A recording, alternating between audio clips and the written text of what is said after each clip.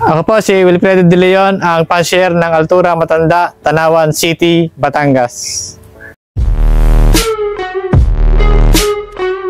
Bali, dalawang club yung nilalaroan namin ngayon sa Batangas. May club ng Tanawan, may club ng Laguna. Doon sa Laguna, yung sa Santa Cruz, Ulpa. PFL Ulpa. Yan po. Ako po ay isang coordinator ng club PFL Ulpa. Nagsimula ako niyan na 2021. Kaso ang aking mga ibon noon ay wala pa talagang mga magandang linyada masasabi. Mga pansi-pansi. Una kong nilaro ay yung mga yaya niya. Yun nga, hindi tayo nagsimula dun sa talagang magandang panimula. Yung sinasabi nilang gulong, lagi tayong talo. Hindi na yung ibon, hindi nakakalayo, nawawala na sila lahat. Yun nga po, nung tayo po ay hindi pinala dun sa unang laro natin, meron naman tayong tropa na talaga nag-iibon. Humingi tayo dun ng mga panlaro. Siyempre, bumili rin tayo ng mga breeder. Doon na nagsimula yung pag-umpisa nung talagang masabi kong karera na. Dahil nagsimula tayo noong 2021 lang, papunta sa 2022. 2022, medyo maganda na ilipad natin 2022, 2023, nagtatakbo na yung karera noon. Opo. Kaya una achievement natin, nag-overall champion tayo, first overall champion, at second overall champion. Tsaka yung mga ibang palaro, nakuha din natin, kagaya ng 3-lap challenge. Bali yung ating club na kung saan tayo pinalad, ay club din ng Laguna yon, yung LSPS kay Sir Albert Hombre. Doon po tayo pinalad na makakuha ng overall champion. Pwede ko kayong samahan sa ating loop, kahit simple lang. Ayan po. Bali, ito po sir, dahil mahilig tayo sa pansi, hindi na wala yung pansi natin. Okay. Kaya ganito yung mga ilong nila, mga mata nila, kakaiba. Ang lalaki po ng nagiging yaya na sila ngayon. Sila naman po ay yaya. Yaya na lang sila. Tapos, doon sa tropa natin na talaga nag-iibon, bali, meron kaming ginawang paraan, sistema na nasa kanila yung breeder. Pinibreed nila doon, tapos karamihan ilalaro ko na. Dito na namin biniviewing, diretso sa karera. Meron tayong nagiging inakay, nag-breed na mga ilang piraso. Kung sakasakaling madisgrasya, magkasakit, meron tayong parang replacement. Replacement, opo. Para mabilis yung pag natin ng ibon, kahabol. Yan po, nasa every natin. Nakahanda po yan para sa SDR. SDR po ito ng Ulpa. Yeah. Ayan. Itong ating loop, hindi pa natin masyadong naayos, kaya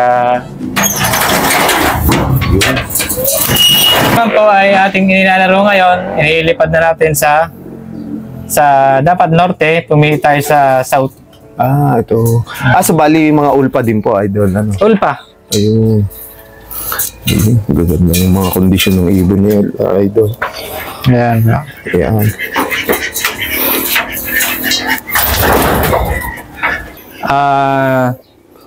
Doon na rin sa ibang mga nag-iibon kasi halos pare-pareho naman ng mga design. Doon natin nakuha yung ibang mga design niya. Ito naman para mga boxes na to na may mga paso. Pagka kasi nagkakarera ako ng ibon at nagpe-pair sila, pinubukod-bukod ko na sila. Kung may pairing siya, nagiging motivation nila yung isa't isa. Bagitin ko na lang po yung ilang nating mga linyada. Meron tayong Luisio, Alphonse, yan. Tsaka meron tayong Imbric. Nagko-cross-cross na lang sila. Yung pa-champion kong ibon, ang linyada nung kasi ay Luisio. Luisio po. Doon ako nag-first overall champion. Yung kasi base dun sa observation ko sa ibon na Luisio, sa malapit, hindi siya gaano nag-i-speed ng mabilis. Consistent siyang umuwi na kung meron mga cut-off na speed, hindi siya basta makaka-cut off. Ayun. Pero yung speed na talagang, syempre nandiyan yung mga pulling, hindi siya makaka-pulling sa malapit. Ayun, galing ano po. Pang ano siya, pang long distance. Sa bago po i-karera, syempre, nandiyan na yung observation natin sa ibon. Kailangan healthy yung ibon natin eh. Opo, totoo po. Gumagamit ako na simpleng supplement na yung pula-puti. Yun ang ginagamit natin na sabukan na natin para sa kondisyon nila sa mga katawan nila para malusog. Opo. Tapos meron diyang yung calcium. Calcium po. Yan ginagamit natin yan. Ayun. Basic lang po. Hindi naman tayo kailangan magpakahirap na hindi ako nawawala ng herbal eh. Sana yung ibon ko na pagka may araw kasi na yung oregano, nilalagyan natin yan, sinasabitan natin kung saan na silang tumutuka. Natural lang talaga. Hindi ako masyadong magamot eh. Hanggat may iwasan natin magbigay ng mga antibiotics, hindi natin sila binibigyan. Hanggat maganda yung kondisyon ng ibon, diretso lang. Obserba sa ibon. Hindi naman kasi ako, dahil bago nga lang tayo, hindi pa naman tayo tinamaan ng sobrang ganong kagrabe. Opo. Nagkaka one eye cold siya, pero hindi ko masabi kung one eye cold na talagang malala eh. Opo. Kasi inahay pa lang siya, nandyan yung may mga vaccine na sila. Ayun. Na ginagawa para hindi sila masyadong So napapersa yung sa gamot. Yes sir, hindi ako nagamit na mga gamot-gamot. Hindi masyado eh. Ayun, so bale yun, wala po talaga Wala dun sa gamot na pampabilis. Meron po. Pampakondisyon ng katawan na mga kalusugan nila, kailangan lagi mo silang titingnan, i-check mo yung bibig nila. Ayun naman. Baka may cancer, hindi masyado nakakatuka. Ayun. Ganun lang. Pero yung sabihin na yung mga gamot na pampabilis, hindi ako masyado naniniwala sa pampabilis na gamot. Nasa linyada rin. Kailangan, kung hindi man natin nabigay yung 100% na observation sa ibon, mga 80% man lang ng pag-obserba may bigay natin. Talagang more on observation talaga ako sa iyo. Ayan po. Dahil nga po tayo ay nagsimula tayo ng 2021, 2022, 2023, doon pa lang tayo nakakakuha na achievement natin sa karera. Hindi po tayo ganun ka veterans kung iisipin natin makipagsabahan tayo sa iba. Opo. Pero ang mga payo ko lang, kumuha tayo ng tamang ibon. Yung may linyada na, at saka yung subok na kukunan natin ay nangangarera talaga. At saka mapagkakatiwalaan yung tao na kukunan natin.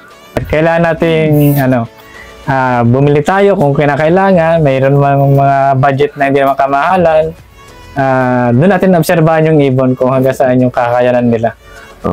Yun. Sama yun sir, kailangan natin yung ibon ay talagang ikinakarera. Huwag tayong maniniwala dun sa mga sabi-sabi lang na mabilis to. Matulin to, tumatagos to sa ulan. Malakas na ibon to. Kailangan, doon kayo sa kilalang tao at kilala nyo rin talaga na mag-iibon. Sa breeding, kailangan, bago ka mag-breed, ay healthy din muna yung magulang. Kailangan pupurgayin mo siya, paplasing mo siya, paliliguan, ikukondisyon yung katawan ng breeder bago mo siya pagbanggain.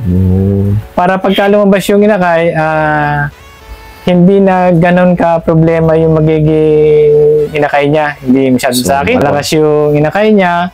Kung magkatamlay man yung inakay, hindi naman ganun kagrabe. Malalabanan niya kung ano man yung sakit na dadapo sa kanya. Sa racing tips, pag nagre-race na po kasi, kailangan hindi tayo sige lang ng sige. Dahil base dun sa na-experience ko, meron kasi yung laro na may tinatawag tayong pooling. Huwag nating sagarin yung pagka-pooling natin para lang makapasubok tayo na makapag-kiss-kiss ng sticker, may clock natin. Huwag.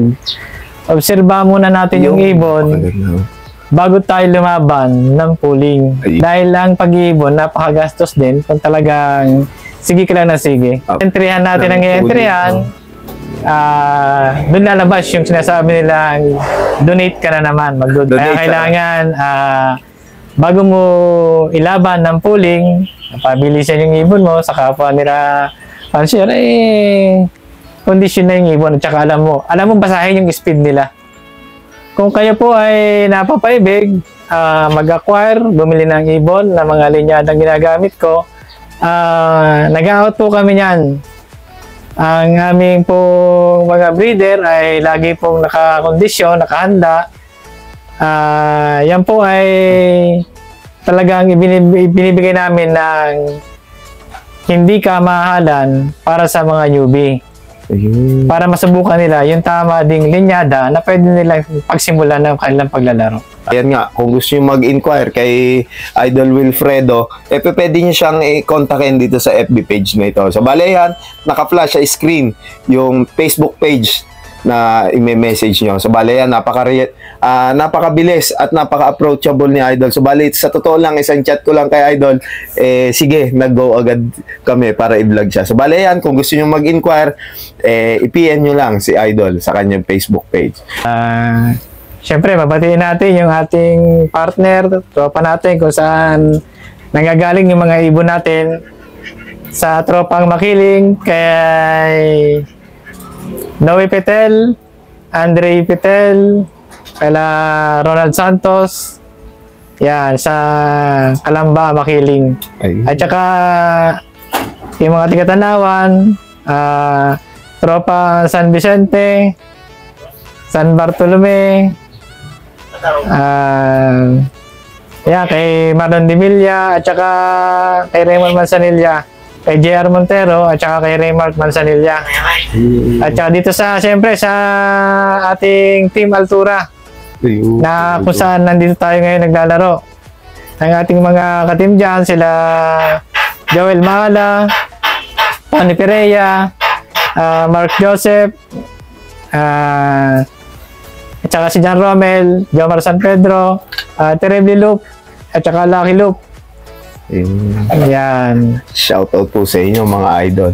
Ayan nga, kung gusto nyo mag-inquire kay Idol pwede nyo siya i-message sa kanyang Facebook page. So, bali Idol, maraming salamat po sa pagtanggap nyo sa amin dito. Salamat. Ayan, hopefully makabisita po ulit tayo. Sigurado may mga achievements na naman na mahahagip ngayong mga susunod pang season si Idol. Ayan, kung gusto nyo, ayan, ulitin ko, kung gusto nyo mag-inquire kay Idol, pwede nyo siyang i-message sa kanyang FB page. So, bali yan, kung bago pa nga lang kayo sa aming YouTube channel, mag-like, comment, share, and subscribe ka na. Hit mo na rin yung notification bell button para lagi kayo ma-update sa mga bagong video na atin ilalabas. So, maraming salamat mga kapatids. See you next video. Paalam.